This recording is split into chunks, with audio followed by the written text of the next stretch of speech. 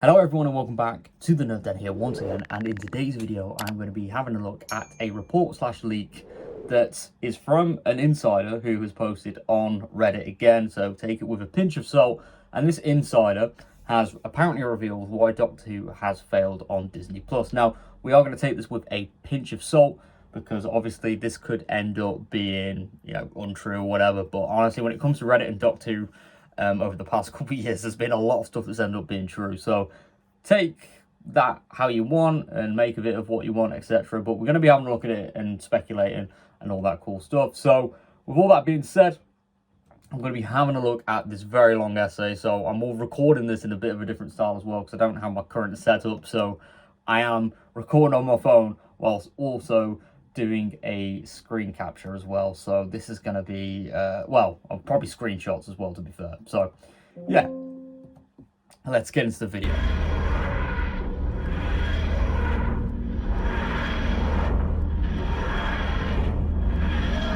Alright, so from r/Doctor Who News again. Right, I'm going to mute my laptop because it keeps bloody pinging. Okay, so from an internal user on the Doctor Who leak Discord with seemingly previous accurate account on the initial Doctor Who Disney deal and its terms in 2022.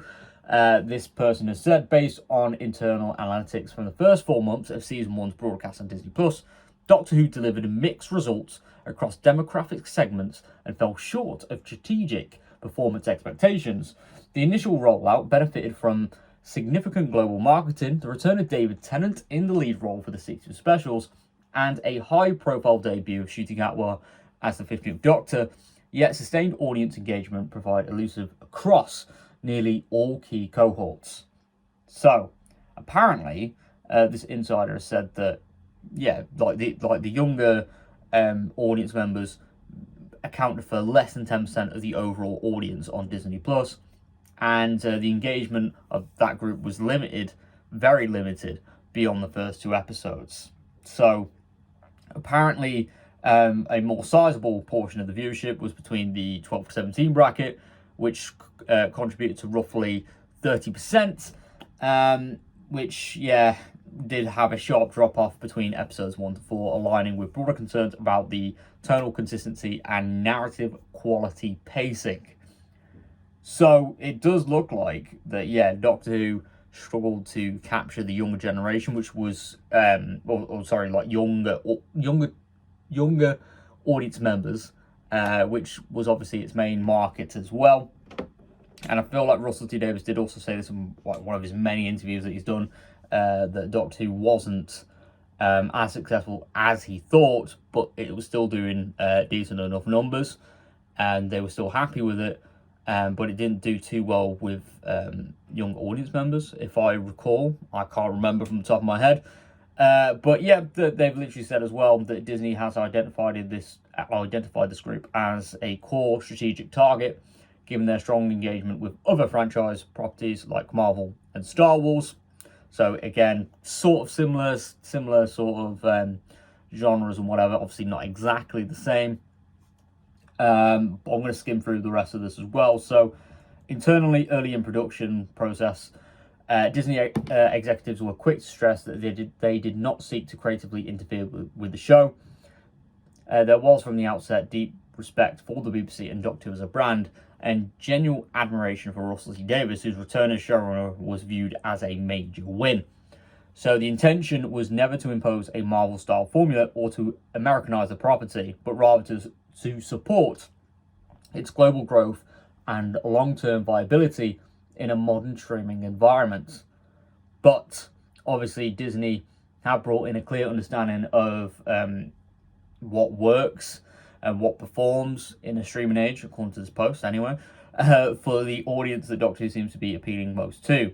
So having sharper and sophisticated narratives and dialogue, stronger serialized, not necessarily completely storytelling, complex character, stronger hooks, tighter pacing, and concept design with subscriber behavior in mind. Okay, very interesting. Now, a lot of this is a lot of waffle, but apparently by the end of the season, Doctor Who had not found the cross-demographic footing Disney Plus had hoped for. It was not that audiences disliked the show. Rather, it failed to capture and hold the attention of any particular group, despite very early promise, in a saturated, fast-moving content environment. The challenge was not purely creative or purely commercial. It is to bridge the two, especially if Doctor Who is to remain a meaningful part of Disney's global franchise ecosystem. By the end of season 1, Disney was aware that something wasn't working, which is why they delayed season 3's production to see if season 2 would somehow perform better, which it unfortunately didn't. So there is no bad blood between Disney and the BBC, but towards the end of the deal, Disney did more or less tell RTD that whilst they personally have no problem with the kind of show that the BBC and Bad Wolf are wanting to make, but something is going to have to change within the production and creative side of things if they wish the show to have that broad appeal and success that they had much seemed to wish to have had in their original discussions back in 2022. So they saw it as a big budget show that couldn't afford itself, and with a very specific tone and audience it was chasing. So apparently Disney drew up various challenges that faced Doctor Who and their own experiences with the Marvel franchise. And yeah, that's it. Apparently that's why Doctor Who hasn't been successful on Disney Plus, and this is why the deal has supposedly ended, because it didn't reach its target audience and didn't do too well on Disney Plus as the seasons went on, and there was a massive drop-off. Now, again, it doesn't go too much into numbers and stuff, and we don't see any physical data for this. I mean, in terms of Disney Plus, it is harder to get data for shows on an individual basis, especially like really focused data as well.